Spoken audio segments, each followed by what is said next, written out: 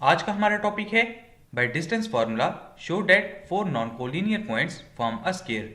सबसे पहले हम स्केयर की डेफिनेशन को डिस्कस करते हैं। स्केयर उस क्लोज फिगर को कहा जाता है जो कि फोर नॉन कोलिनियर पॉइंट्स को आपस में जॉइन करने से हासिल होती है। इस क्लोज फिगर की तमाम साइड्स की लेंथ आपस में बराबर होती है जबकि एंगल 90 डिग्री के बराबर होता है। अब हम एक एग्जाम्पल कंसिडर करते हैं। एग्जाम्पल में हमें चार पॉइंट्स ए, बी, सी और डी दिए गए हैं।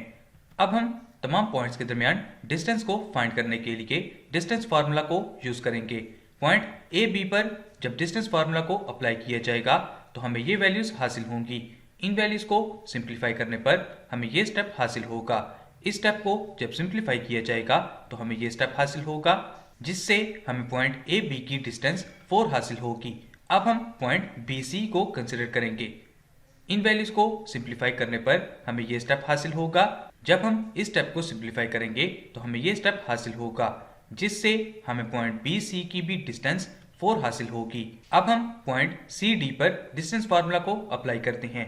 इन वैल्यूज को सिंप्लीफाई करने पर हमें ये स्टेप हासिल होगा।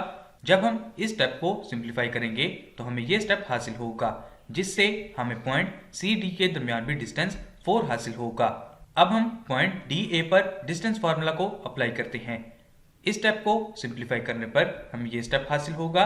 जब हम इस स्टेप को सिंप्लीफाई करेंगे तो हमें ये स्टेप हासिल होगा। 16 का अंडर रूट लेने से हमें पॉइंट डी ए के दरमियान डिस्टेंस 4 हासिल होगा। अब हम एक ग्राफ पेपर लेते हैं।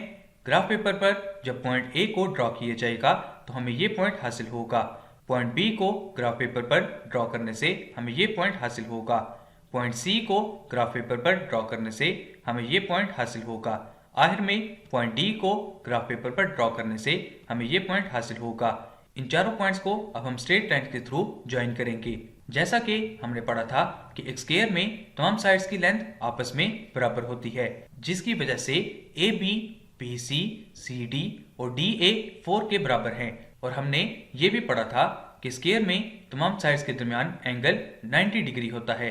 इस बात को मालूम करने के लिए हम पॉइंट ए सी पर डिस्टेंस फार्मूला को अप्लाई करेंगे। इन वैल्यूज को सिंप्लीफाई करने पर हमें ये स्टेप हासिल होगा। जब हम इन वैल्यूज को सिंप्लीफाई करेंगे तो हमें ये स्टेप हासिल होगा। इस स्टेप को सिंप्लीफाई करने पर हमें ए सी का आंसर ये हासिल होगा।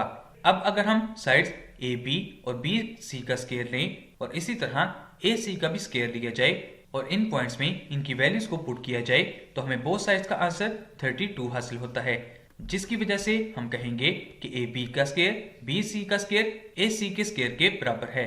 अब अगर हम अगेन अपने ग्राफ पेपर को देखें तो एंगल ए बी सी हमें 90 डिग्री का हासिल होगा जिससे ये बात वेरीफाई हो जाती है कि एक स्क्वायर की तमाम साइड्स की लेंथ आपस में बराबर होती है जबकि इनमें 90 डिग्री का एंगल मौजूद होता है।